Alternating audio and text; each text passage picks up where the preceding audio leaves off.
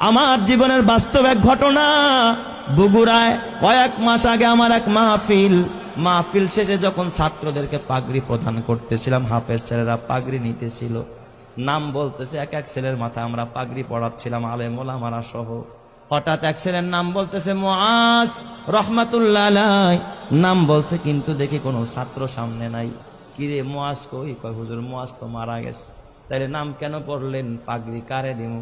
কয় হুজুর পাগড়িটা হাতায়া দেন, মুআজের মা পর্দার আড়ালে বসে আছে, সেখান থেকে পাগড়ি গ্রহণ করুন। প্রত্যেকটা মানুষের দিল নরম হয়ে গেছে। পাগড়িটা হাতায়া একটা ব্যাগে দেওয়া হলো, ছোট্ট একটা বাচ্চা নিয়ে মুআজের মার কাছে পৌঁছায়া দিল। বয়ান শেষে আমি যখন খানা খাচ্ছিলাম, মোহতামিম সাহেবকে জিজ্ঞাসা করলাম, মোহতামিম সাহেব, জীবনে এই অভিজ্ঞতা আমার এই ফার্স্ট যে মৃত ছেলেকেও পাগড়ি দেওয়া হয়। এই কথা বলতেই মোহতামিম সাহেব দেখে কাঁদতেছে, বড় হাফেজ সাহেব পাশে বসা, সেও কাঁদতেছে। আমি কই কাঁদেন কেন? কয় ওস্তাদ, এই মুআজ হলো আমার মাদ্রাসার 1 নম্বরের ছাত্র, আমাদের সম্পদ ছিল। আমার ছেলের জন্য আমার এত মায়া লাগে না যতটা মায়া আমার এই মুআজের জন্য। আমি বললাম এত কি গুণ হয় এই মুআজের? কয় ওস্তাদ, মুআজ 18 মাসে কোরআনের হাফেজ হয়, জীবনে পাগড়ি ছাড়া নামাজ পড়ে নাই, মুআজের বাবা নাই, মুআজের মা বড় অসহায়, এই মাদ্রাসা লিল্লা বোর্ডিং এ মুআজরে এতিমখানায় ফ্রি খাওয়াই আমরা, চিকিৎসা পর্যন্ত আমরা করাই। আমি বললাম তাহলে মুআজ কেমনে মারা গেল? কয় হুজুর কিছুদিন আগে চিকুনগুনিয়া জ্বর হয়েছে, আমরা ওর মারে খবর দিলাম, বললাম মুআজের মা মুআজের বাসায় নিয়ে যান, চিকুনগুনিয়া জ্বর হয়েছে। মুআজ বাসায় যাইতে চায় না। কয় ওস্তাদ বাসায় গেলে জামাতের সাথে নামাজ পড়তে পারি না, ফজরের নামাজটাও জামাতে পড়া হয় না, আমারে বাসায় দিয়েন না, মরে যাইতো মাদ্রাসায়, মরবো বাসায় যাব না।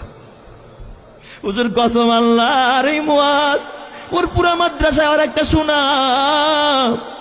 মুআজ বাসায় যায় না, মৃত্যুর আগের দিনও জোহরের নামাজটা মসজিদে গিয়া পড়েছে। আসর থেকে নিয়ে তার অবনতি, রাত্রিবেলায় এশারের নামাজের পরে আমরা পার্শ্ববর্তী ক্লিনিকে নিয়ে গেলাম। সেখানে বাবা এই অক্সিজেন লাগায় রাখছে, প্রায় গভীর রাত্রে মুআজ ওই রাতে ইন্তেকাল করেছে। হুজুর মুআজ ইন্তেকাল করেছে, আমরা স্তব্ধ হয়ে গেছি। মুআজের দাফনটা আমাদের মাদ্রাসার গেটের পাশে মাদ্রাসার কবরস্থানে আমরা করেছি।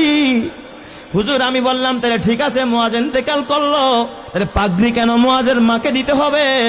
ওস্তাদ আপনি তো জানেন না। এই কথা বললাম, মোহতামিম সাহেব একটা ডেস্কের বয়ের টান দিয়ে একটা চিঠি বের করছে। কয় দেখেন এই যে পত্র পাঠাইছে মুআজের মা। আমি চিঠিটা খুইলা দেখি মুআজের মা লিখছে সংক্ষেপে, ওস্তাদ হাফেজ সাহেব সব ছাত্রকে পাগড়ি দিবেন, কিন্তু আমার কলিজার টুকরা, আমার কলিজা সেরা ধন মুআজরে পাগড়ি থেকে বঞ্চিত কইরেন না, আমার মুআজরে পাগড়িটা দিবেন। এই আবেদনটুকু করেছে। হাফেজ সাহেব মুআজের মারে ফোন দিয়া ব্যাখ্যা চাইলো কেমনে পাগড়ি দিব। মুআজের মা ফোনের মাধ্যমে জানায়, ওস্তাদ এই দুনিয়া আমার মা নাই, বাবা নাই, চাইছিলাম আমার মুআজ আমারে দাফন করবে, আমার সন্তান আমারে জানাজা পড়ে আমারে কবরে রাখবে, কিন্তু আমার মুআজ যে আমার আগে চলে যাবে আমি মা ভাবতে পারি না। এই দুনিয়ায় এখন আর আমার কেউ নাই, দুনিয়া আমার স্বামী নাই, আমার মা নাই, বাবা নাই, আমার কলিজার টুকরা মুআজও চলে গেল।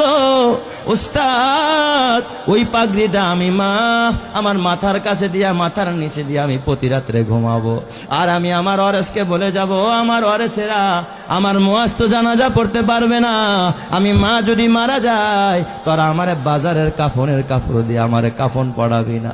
আমার মুআজের যেই পাগড়িটা মাদ্রাসা থেকে পাইছে, আমি মাকে আমার কলিজার টুকরার পাগড়িটা দিয়ে আমি মারে কাফন পরাই আনছি। আমি এই পাগড়িটা কাফনের কাপড় হিসাবে ব্যবহার করব, এই জন্য আমি শুধু পাগড়িটা চাই। ও আমার মা, মা গো, কালকে যদি মরে যাও মা, নাকের ফুল থাকবে না, কানের দুল থাকবে না, গলার মালা থাকবে না, হাতের বালা থাকবে না মা, খালি হাতে যেতে হবে মা।